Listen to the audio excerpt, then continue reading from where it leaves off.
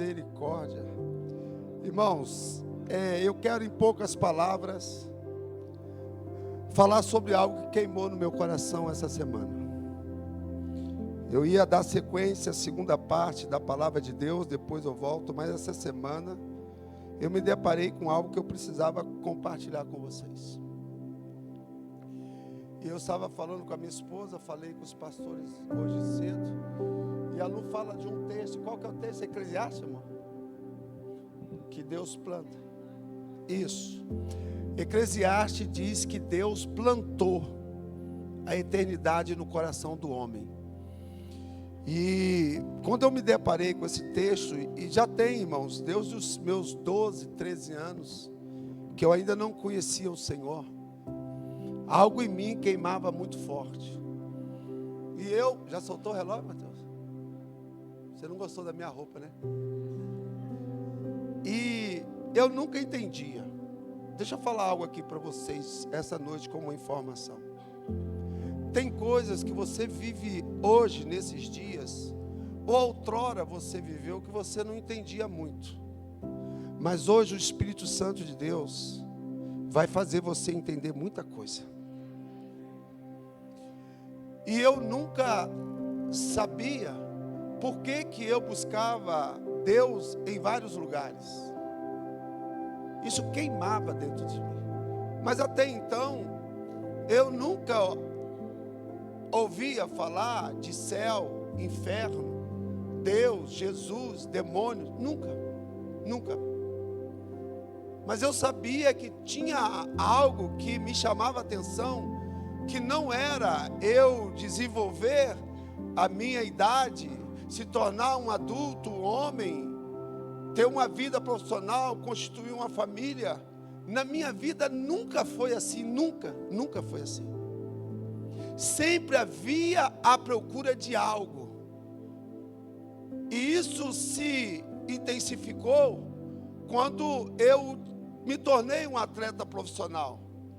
Talvez você, em busca de um sonho, de uma realização profissional, não sei, você conseguiu. Mas você vai observar que isso não parou aí. Isso não dá sentido para você continuar e dizer: agora eu vou crescer mais, agora eu preciso possuir mais, agora mais. Não é isso. Escuta, não é isso. Deus está sinalizando para você que não vai ter nada nessa terra que vai preencher você e a mim. Só algo na eternidade. Só isso que irá preencher você e preencher a mim. Nada aqui vai te satisfazer plenamente. Nada. Isso tem sido um grande equívoco até mesmo no nosso meio. Porque nós estamos buscando, e parece que não há satisfação. Isso nós precisamos parar e pensar. Eu quero falar um pouco sobre isso. Mateus capítulo 26, versos 6 ao 30.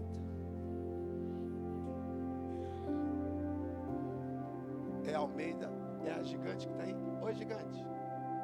Tudo bem?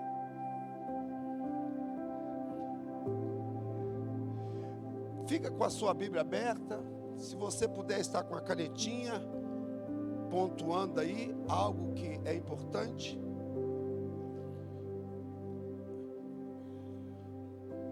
Mateus capítulo 26, a partir do verso 6.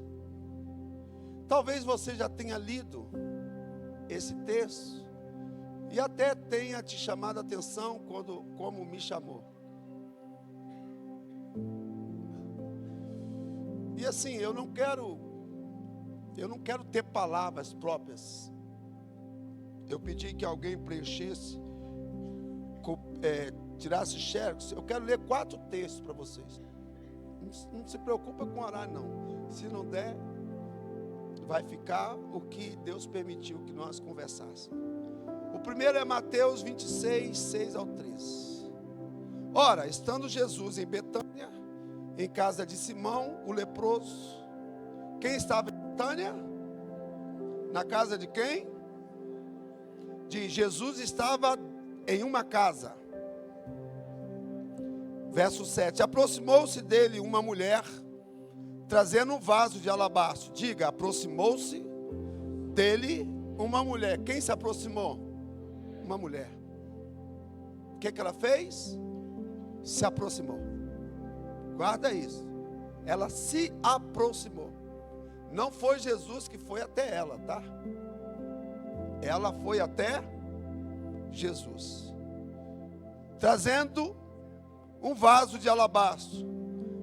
Repita comigo: cheio de preciosos, ou de precioso bálsamo, que lhe derramou sobre a cabeça, estando ele, diga assim, esta mulher pecadora sabia o que precisava fazer e foi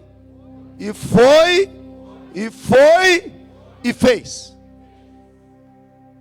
Você sabe o que você precisa fazer com relação ao Senhor Jesus? Você sabe? E a partir desses 2 versículos me chama a atenção que ela era uma mulher. E nós conversamos essa semana, às vezes pode ser gíria ou não. Nós começamos sobre uma sacada. Você sacar as coisas seria o mesmo que perceber, detectar. Essa mulher sacou que Jesus estava naquele ambiente. Tem coisas na sua vida espiritual, no seu ministério, na sua família, que você precisa sacar, perceber, detectar. E diante disso, você fazer o que precisa ser feito. Essa mulher percebeu que Jesus estava na casa de Simão e, com um detalhe, ela não havia sido convidada. Ela não foi chamada. Há coisas, irmãos, no reino espiritual que vai ser preciso eu e você descobrirmos e irmos e fazer. Eu costumo dizer para minha esposa que tem coisas na palavra de Deus que você não precisa orar mais. Você e eu, nós só precisamos obedecer. E essa mulher percebe que Jesus estava na casa de Simão, e ela leva consigo um vaso de alabastro, não com qualquer bálsamo, não qualquer coisas para derramar na cabeça de Jesus. Era um bálsamo, um perfume cheiroso e caro, precioso e caro. Você já percebeu que muitas coisas que nos pegam, nós sempre julgamos que são coisas que têm o maior valor para nós?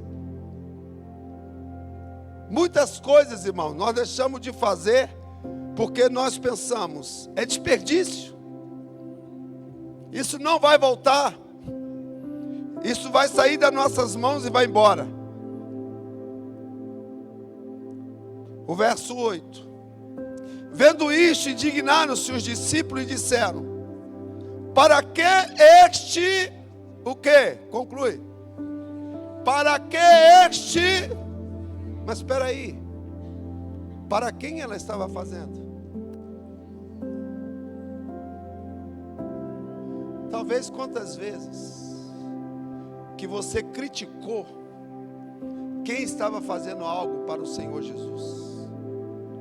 Talvez quantas vezes você deixou de fazer porque alguém criticou você. A pergunta é: por que esta ação? Por que a atitude desta mulher? Por que que eu e você fazemos as coisas para o Senhor Jesus? E por que eu e você não fazemos as coisas para o Senhor Jesus? Pensa sobre isso. Por quê? Por quê?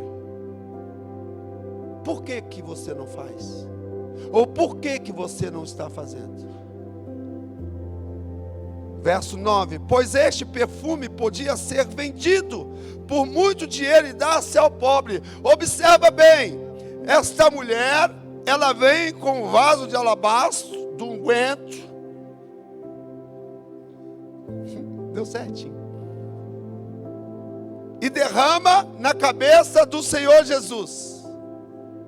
Ela não fala do aroma, ela não fala do preço, ela não fala da origem, ela não fala de nada, ela só faz.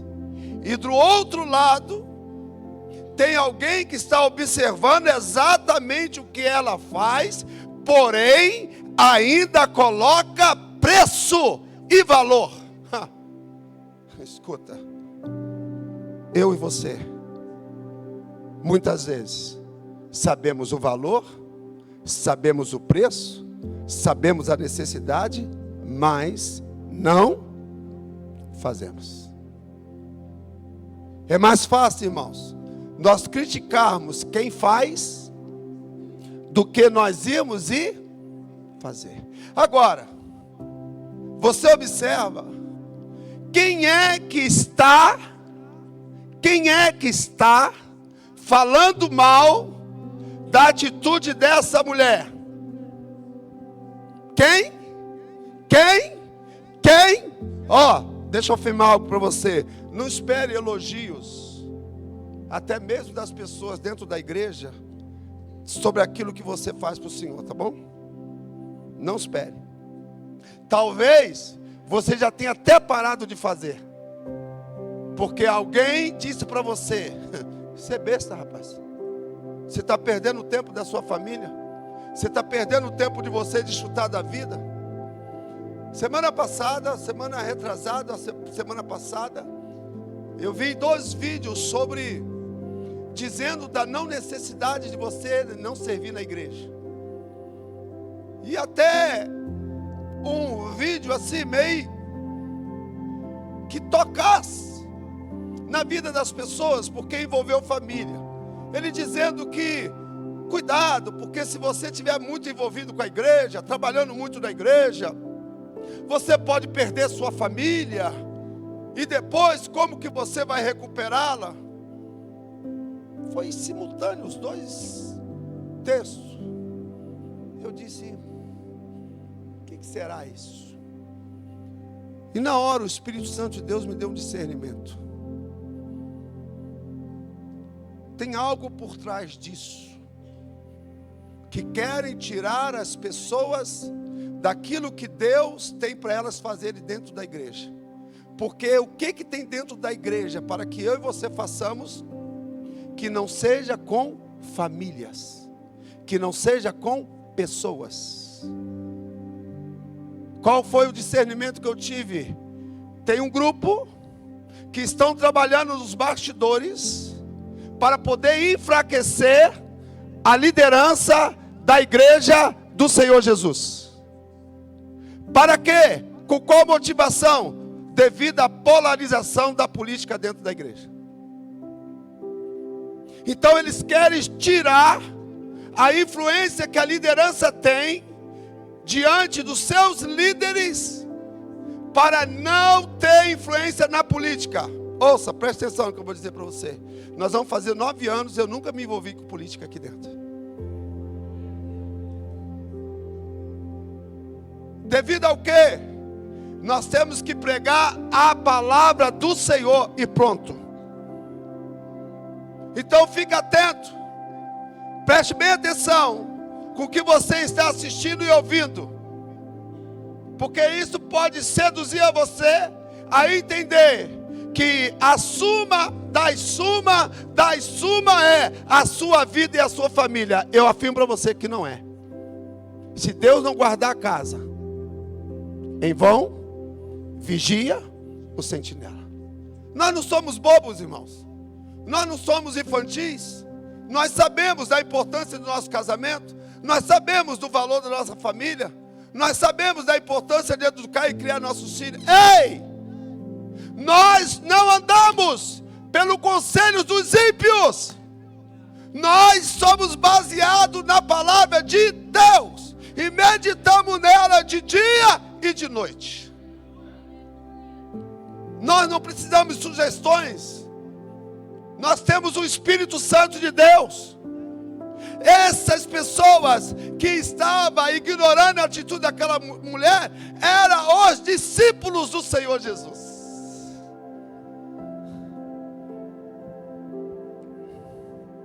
E você se pergunta, poxa, eles deveriam no mínimo desejar fazer o mesmo, né? Ou reconhecer. E o que você vê, e o que o autor coloca nesse texto aqui, e eles declaram, para que esse 10...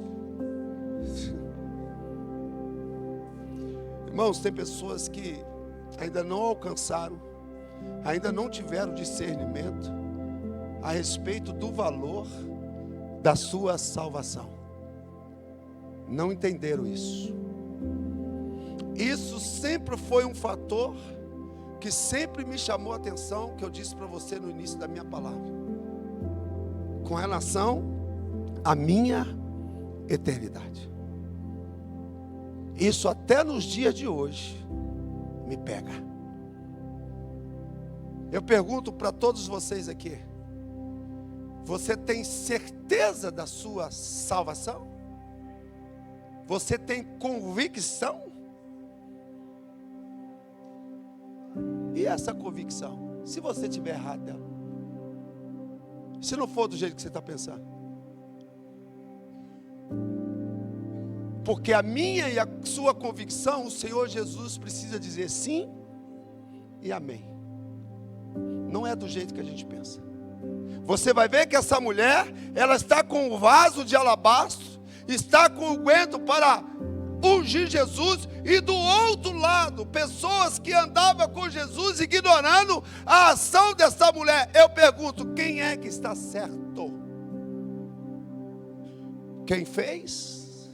Ou quem deixou de fazer? Quem criticou? Ou quem não se importou com a crítica? Nós precisamos pensar sobre isso. Mas Jesus, sabendo disso, disse-lhe, por que molestais essa mulher? Ela praticou uma boa, para com quem, irmãos? Para com quem? Para com quem? Como mesmo que você está vivendo a sua vida? Para quem? Como? O que você faz?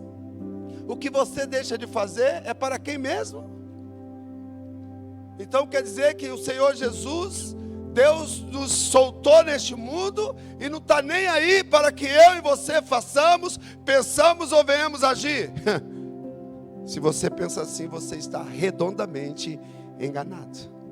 Porque no momento que aquela mulher, você vai ver que ninguém, não tem pastor mandando ela fazer nada, não tem profeta dizendo eis que eu te digo, ei, coisas espirituais precisam ser discernidas espiritualmente. Pronto.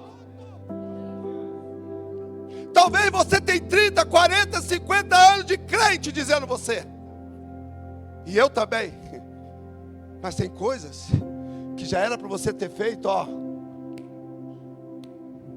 há muito tempo. E por que você não está fazendo? Porque você não está tendo discernimento daquilo que Deus quer que você faça. Ninguém mandou essa mulher fazer nada. Ninguém. E com um detalhe, ninguém também mandou os discípulos questionar nada. Ninguém. Agora, a atitude dessa mulher chama a atenção dos discípulos e chama a atenção de quem? Aí você pensa, né? Jesus não está prestando atenção em nada nas nossas vidas? Nada chama a atenção dele? Eu quero mostrar para você que a partir de hoje você deve mudar a sua maneira de pensar. Não importa o que você esteja fazendo, não importa onde você esteja indo, Não importa o que você esteja pensando, eu só quero afirmar para você, baseado nesse texto, o Senhor Jesus sabia que aquela mulher estava fazendo, e sabe o que você está fazendo. Jesus não aceita eles combaterem a atitude daquela mulher. Diz: ei, olha uma palavra que está aqui. O texto, Mateus diz que eles molestaram aquela mulher. O que significa molestar? Usar o quê? Usar o quê? Irmão, é um abuso, né, irmão? É um abuso, irmão. Você querer viver uma vida reta, você querer viver uma vida que honre ao Senhor. Por isso o tema da mensagem é a honra ao Senhor Jesus. Coloca aí, por favor, alô. A honra ao Senhor Jesus. A honra ao Senhor Jesus. A honra ao Senhor Jesus. Obrigado, Fernanda. Aí está a imagem.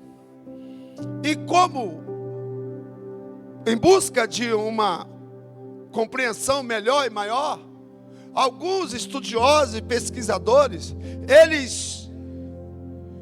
alguns dizem que é Maria Madalena, irmã de Lázaro, e outros nem tanto. Porém, eu vou ficar com aqueles que entendem que seja Maria Madalena. Por quê, pastor? Porque um dos maiores milagres em público foi feito dentro da casa dela. Quando o Senhor Jesus ressuscitou ao seu irmão Lázaro. Se for Maria, Maria tem 2 motivos. O primeiro, um dos maiores milagres em público aconteceu na família dela. E segundo, a salvação de toda a sua família. Agora, se não for, o texto que nós estamos lendo fala do nome de uma mulher. E nos demais, como de Lucas ou de João, de Marcos, fala de uma mulher pecadora. Já não cito o nome dela. Mas sobre este primeiro que eu estou lendo, se você for observar, eles trazem um argumento, irmão, fajuto. E o verso 10, mas Jesus sabendo disto o quê? Sabendo disto o quê? Que o diabo estava querendo impedir aquela mulher de adorar a Deus através da sua honra, da sua gratidão, do seu favor por tudo que Jesus fizera por ela. Eu fui impulsionado poderosamente a aprender com essa mulher que primeiro eu preciso ter a convicção de que quão grande foi o preço que Jesus pagou naquela cruz pela minha vida.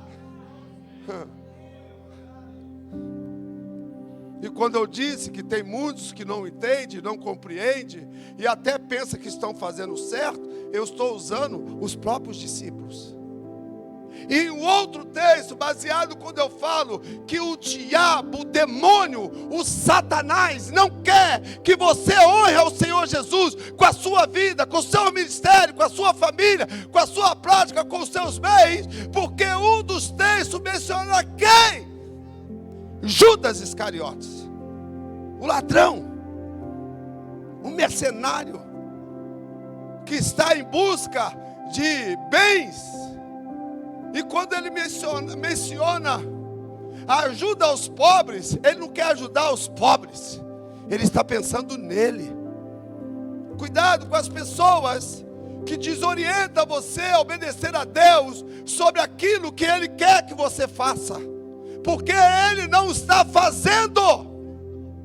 Porque quem está fazendo, orienta a fazer. A Bíblia diz que Judas era o líder daquela moçada que estava dizendo isso aí. Para que esse desperdício? Desperdício para quem me salvou? Desperdício para quem me curou? E ouça, eu estendo isso a você e a mim. Tem pessoas aqui que o Senhor mudou a sua sorte, mudou a sua família, mudou seu cativeiro, mudou sua vida profissional, te deu saúde, te deu graça, e você não está derramando o óleo, o azeite aos pés do Senhor Jesus, porque o que Ele te deu está tomando o seu tempo, e você não tem mais tempo para Ele. A sua preocupação é só com os bens terrenos, só com os bens materiais, e essa era a preocupação dos discípulos. Nós não podemos, irmãos, viver do jeito que muitas vezes nós vivemos.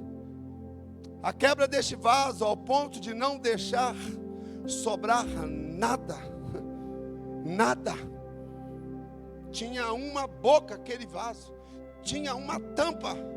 Ela disse: eu não quero que sobra nada, que sobre nada. Ela quebrou todo o vaso para não sobrar nada. O que você está retendo? O que você está guardando? O que você está fazendo? Hoje é noite de você quebrar o seu vaso aqui. Quebra de vaso. Quebra de vaso. Está associado à adoração real ao Senhor. Está relacionado à humilhação aos pés do Senhor.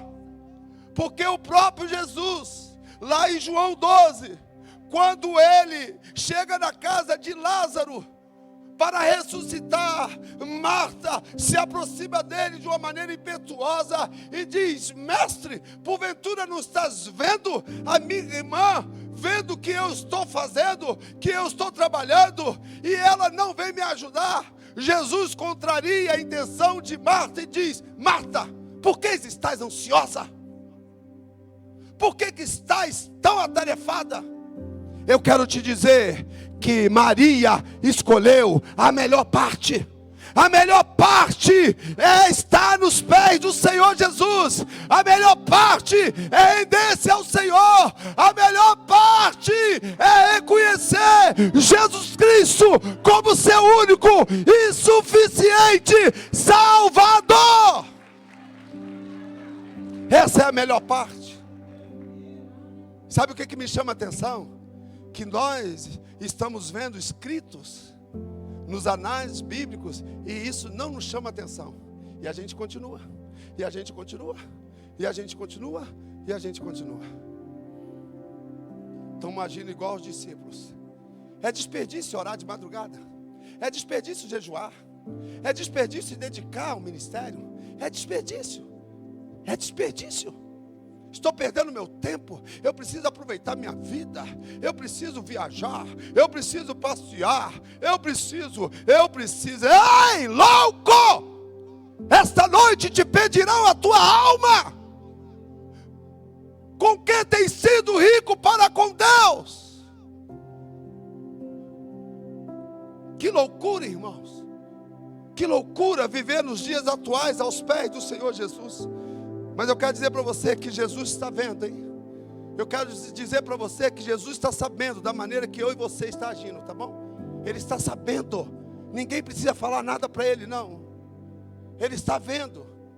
Porque o dia que se chama hoje, a hora que se diz agora, foi Ele que deu, foi Ele que criou. O fôlego de vida que você tem, o gás que você tem nesse pulmão, é o Senhor que te deu, dizendo: ei, eu te criei para mim, não te criei para o mundo.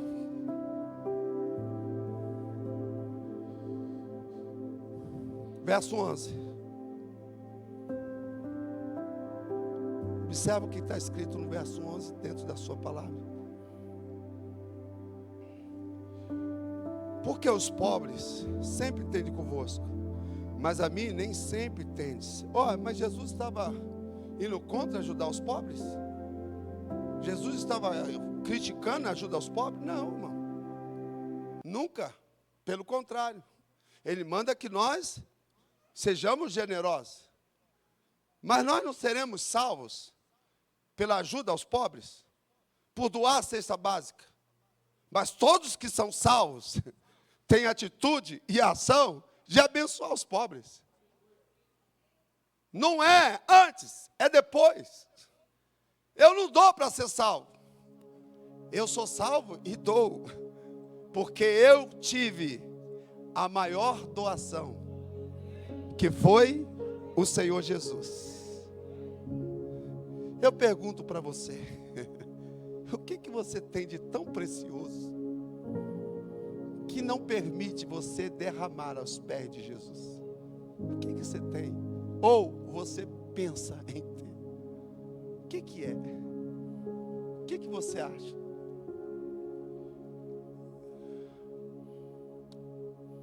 A quebra deste vaso, ao ponto de não deixar sobrar nada do perfume, todos os estudiosos comentam, sem exceção, que essa mulher demonstra um amor muito intenso pelo Senhor Jesus em sua transformação de vida. E aqui tem um adendo. Quando nós não observamos nada de diferente em nós, isso não nos chama tanto a atenção. É por isso que nós não valorizamos. Não valorizamos. O sentimento dessa mulher, irmãos, era um sentimento tão grande que ela estava disposto a entregar tudo para o Senhor Jesus. Pois derramando este perfume sobre o meu corpo, ela o fez para o meu. Você vai ver que Jesus disse para os discípulos: essa boa ação ela fez para mim, ela ungindo o meu corpo, ela está fazendo uma boa ação para mim. Ei, presta atenção! O que você ainda não está fazendo que o Senhor quer que você faça? Ou o que você estava fazendo e parou de fazer? O quê? Você quer guardar seu perfume? Guarde. Você quer guardar seu vaso? Guarde. Você quer guardar seu ministério? Guarde. Você quer guardar sua família? Guarde. Você quer guardar a sua unção? Guarde. Porém, toma cuidado para você não ficar sem o Senhor. Toma cuidado. Porque talvez você pense que você está no controle. Talvez você pense que a sua riqueza, a sua vida profissional é mais importante do que o Senhor Jesus. E você ainda não conseguiu derramar aos pés do Senhor Jesus. Você ainda não conseguiu. Você ainda não entendeu isso. Agora, se você não entender, eu peço ao Espírito Santo que te dê discernimento. E volto a dizer, por que está escrito? Em verdade vos digo, se puder colocar aí na tela, Mateus 26, 13. Vamos ler juntos?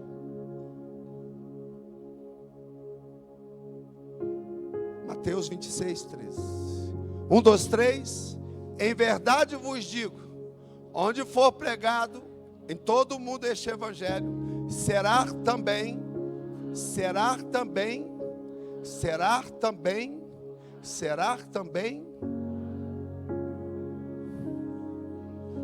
o Senhor deu uns passos, não seria escrito até o ato dessa mulher, colocou o ato dessa mulher e passou a escrever as demais coisas. Ninguém joga a cadeira para o alto.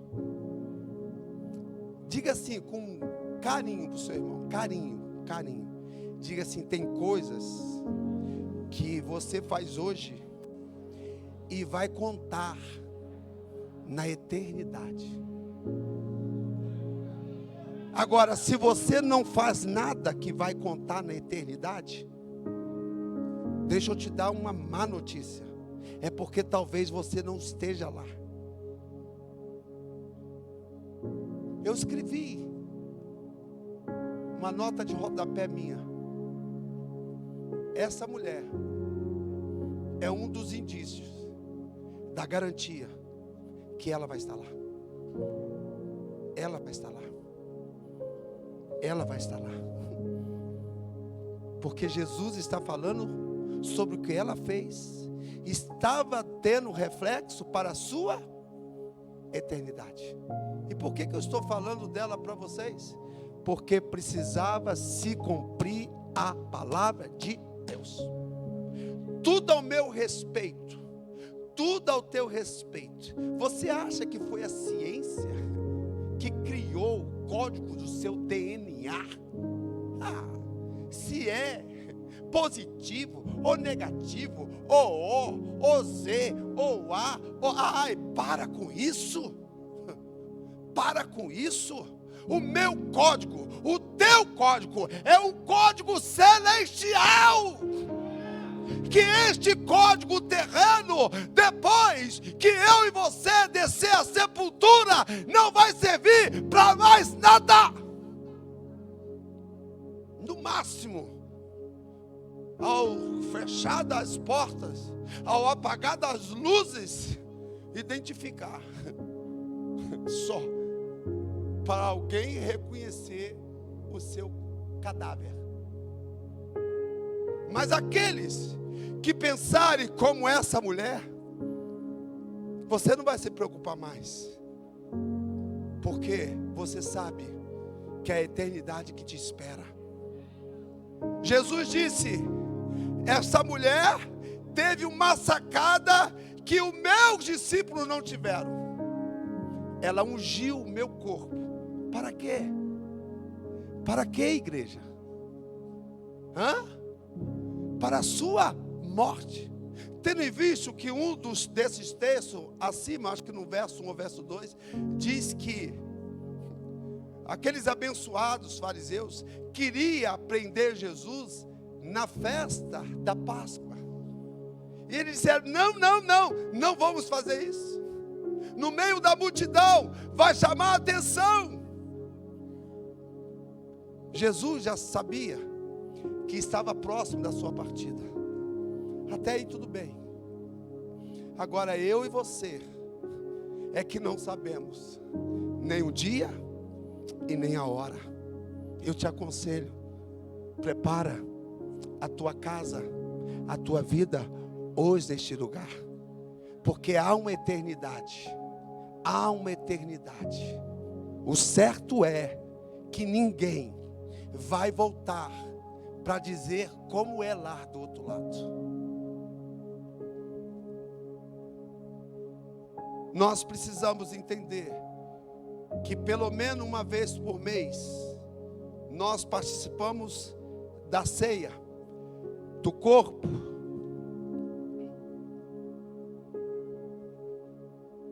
Talvez você olhe para um pão natural e você associa a coisas naturais, como os discípulos. Talvez você vê um cálice, você associa a isso a coisas naturais. Ei, isso é só uma simbologia, mas a realidade está consumada através do sacrifício de Jesus naquela cruz. Agora eu te pergunto, por que Paulo descreve lá a igreja de Corinto, capítulo 11, verso 22, no momento da ceia, que aquele seria uma nova aliança com o seu sangue? Por quê? Nova aliança. Porque a primeira aliança havia sido quebrada. Então ouça, visitantes, pastores, líderes, adolescentes, jovens, eu não sei, presta bem atenção, se você não estiver vivendo uma vida que representa uma vida de uma nova aliança, você não está entendendo aquilo que Jesus fez naquela cruz. Você pode comer o pão que for, o cálice que for, você pode tomar comer, beber o cálice que for, se não houver transformação, mudanças na minha e nas suas atitudes, não há, irmãos, não há a testificação de que realmente nós recebemos o Senhor Jesus como nosso único e suficiente Salvador. E você pode continuar tomando a ceia que for, pode estar vindo no culto que for, pode estar andando com a Bíblia que for, mas se não tiver transformação, mudança de atitudes, entender que a nossa riqueza é o Senhor Jesus, isso não vai fazer diferença nas nossas vidas estando aqui na terra. Se coloque de pé, por favor.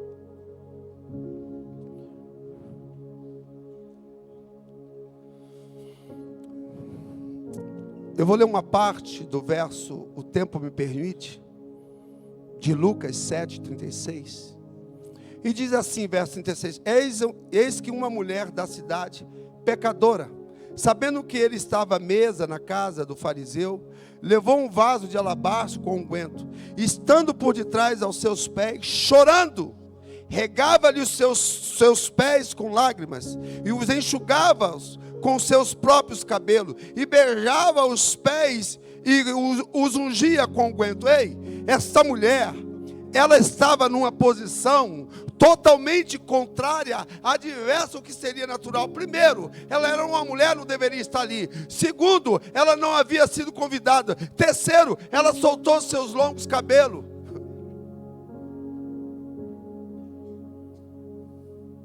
Tudo isso está associado a quê? Um ato de uma pessoa, ao reconhecer quem era o Messias, quem era o Senhor da sua vida.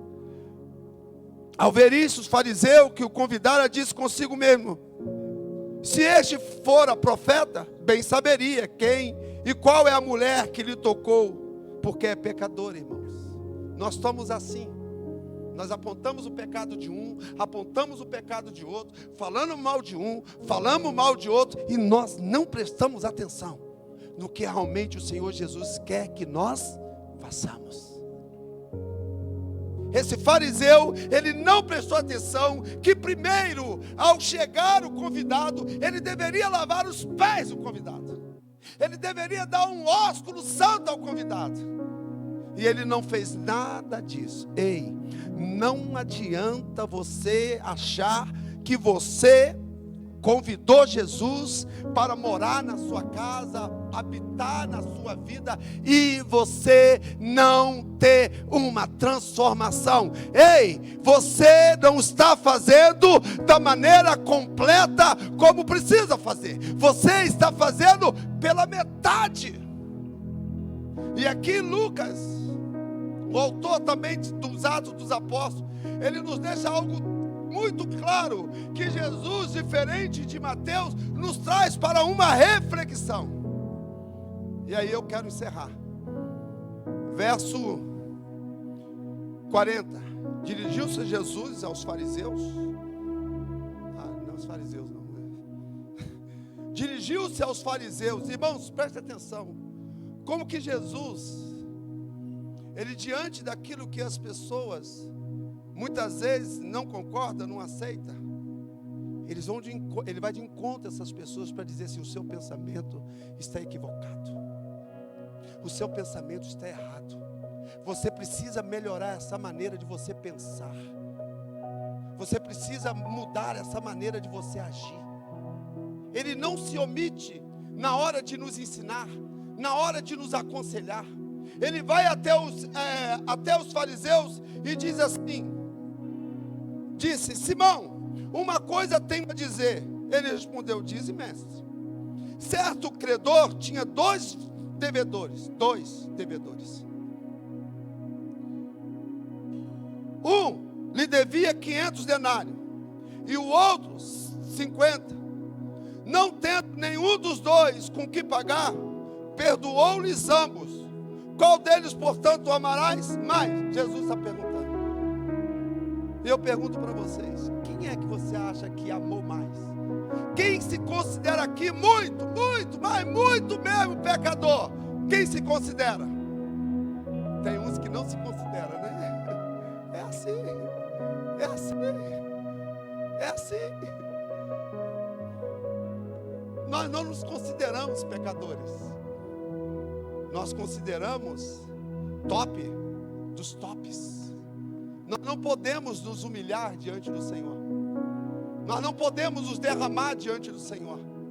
O Senhor Jesus está dizendo: Simão, quem que você acha que foi mais perdoado?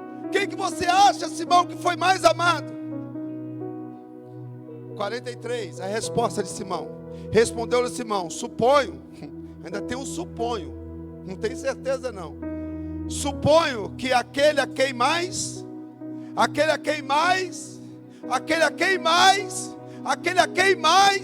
sabe por que você ainda não quebrou seu vaso de alabastro? Sabe por que você ainda não derramou o seu perfume aos pés de Jesus? Porque você não se considera muito perdoado. Você não se considera muito perdoado. É isso, irmãos, que ferve dentro de mim.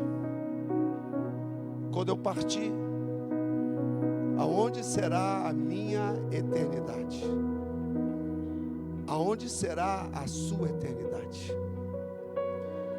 Verso 44, e voltando-se para a mulher, disse a Simão: vês esta mulher?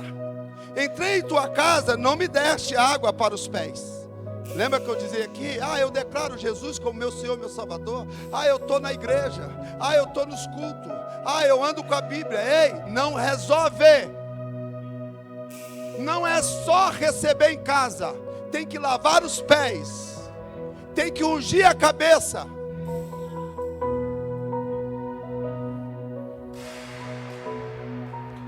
Tu não me deste água para os pés.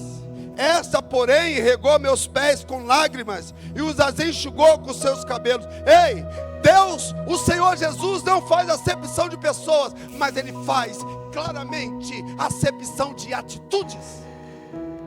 Ele está trazendo exatamente uma comparação. Ei, não se engane. Não se engane. A sua atitude, seus comportamentos, o meu comportamento está sendo avaliado por aquele que se entregou na cruz do Calvário. É Ele que nos avalia. É Ele que nos sonda. É Ele que nos conhece. Ele está dizendo: pois é, seu Simão, estou na sua casa. Você declarou diante da igreja, diante de seus amigos, da sua família, que me recebeu como Senhor e Salvador. Mas não tem mudança de vida, Simão. Aí você olha para o outro que procura abandonar o pecado, viver uma vida fiel, uma vida sujeita à palavra do Senhor. Você fala: é bobo, é trouxo. Irmãos, a eternidade vai nos contar quem realmente está aproveitando a oportunidade que está sendo dada a todos nós que estamos aqui, até que Jesus volte. Eu e você estamos tendo uma oportunidade para uma vida eterna com o Senhor Jesus. Eu e você estamos tendo essa oportunidade. E o Senhor diz, voltando-se a verso 43, 45: não me deste ósculo, ela entretanto deste-me. Desde que entrei, não cessa de beijar meus pés. Ei, irmãos, você vai ver a constância dessa mulher. Jesus descreve Simão. O texto não diz quanto tempo Jesus estava na casa. Mas Jesus deu de quando eu cheguei, Simão. Essa mulher não para. Ei, não era lavar os pés. Aliás, não era beijar os pés, era lavar. Essa mulher está excedendo. Ela não está só naqueles que são religiosos, porque os fariseus eram tremendo religiosos. Ela excedeu. Ela disse: não, Eu não quero só lavar os pés, eu quero beijar os pés. Eu quero beijar os pés. Eu tirei esses dias o sapato aqui no altar, alegre, feliz, com o Espírito Santo que ele estava movendo. Aí daqui a pouco o pastor Alexandre passou perto de mim e falou assim: pastor, seus pés é bonitinho, né?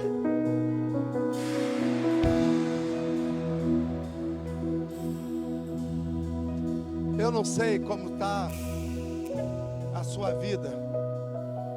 Eu só sei que essa noite é noite de nós lavarmos os pés do Senhor Jesus. Se realmente Ele é o seu Senhor, Ele é o seu Salvador. E eu encerro. Não me ungiste a cabeça com óleo, mas essa com o bálsamo ungiu meus pés. Por isso, o quê? O que ela fez? Por isso, te digo, perdoado lhe são os seus muitos pecados, porque ela muito amou. Quanto mais pecador que você se sente, mais amar ao Senhor você deve amar.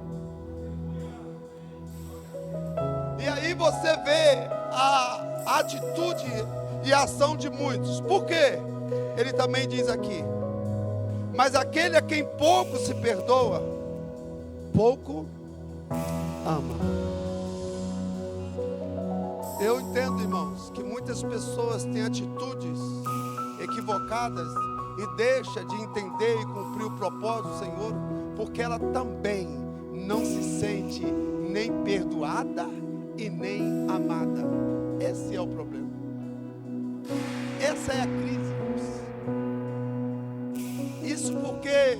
Por isso os consultórios dos psicólogos, dos psiquiatras estão lotados. E talvez seja por isso também que a sua mesa, que a sua prateleira esteja cheia de remédios. Porque você não se sente amado. Você não se sente querido da parte do Senhor. Você não se sente perdoado. É duro, irmão, lidar com pessoas que sempre vivem sobre acusações. Sempre tem um jugo sobre a vida dela. Você não pode se aproximar, que ela imagine que você está pensando em tudo na vida dela, menos em você dizer: conta comigo, eu quero te ajudar. Ela pensa que é o dinheiro dela, ela pensa que é a casa dela, ela pensa que é os bens dela. Sabe o que essas pessoas dizem? É porque elas se sentem poucos perdoadas e pouco amadas. Jesus está dizendo para um fariseu, ele está dizendo: você precisa se sentir mais amado, você precisa se sentir mais querido, você precisa se sentir mais desejado, você precisa sentir que eu vim por amor a ti, porque o meu Pai te amou de tal maneira que eu me despi da minha glória por tua causa, por tua causa, por tua causa. E um dos problemas mais sérios que nós encontramos, irmão, é quando nós, por algum momento, tivemos problemas nas nossas vidas com relação a nossos pais. Isso é um fator que gera uma lacuna terrível diante de ver o Senhor Deus como nosso Pai. Quando diz que Deus é o nosso Pai, eu escutei um testemunho de que alguém que tem um ministério que trabalha essa questão da paternidade, e tinha um jovem que estava transbordando na presença do Senhor, no louvor, na adoração, e alguém foi orar com ele e mencionou a frase: Deus é o seu Pai. Nossa, ele fechou, acabou o culto para ele, acabou a adoração, acabou a presença. Mas por quê? Porque ele tinha tido um problema com o seu pai. Eu não sei se você tem um problema com seu pai, ou se você teve. Só que não traz essa culpa sobre o seu Pai Celestial. Porque Ele é o único que pode te abraçar. Ele é o único que pode te salvar. Ele é o único que pode te conduzir no caminho da verdade, no caminho da justiça. Eu quero orar nessa noite. Derramar o azeite, derramar o perfume, derramar o óleo fala de adoração. Ouça isso aqui. Só vai ter o efeito, só vai demonstrar o bom perfume, o bom cheiro, depois que sair. Enquanto não for quebrado, não sai.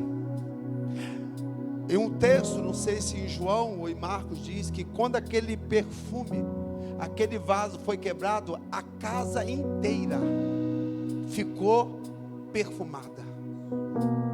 Nós precisamos anelar, nós precisamos ter o bom cheiro de Cristo na nossa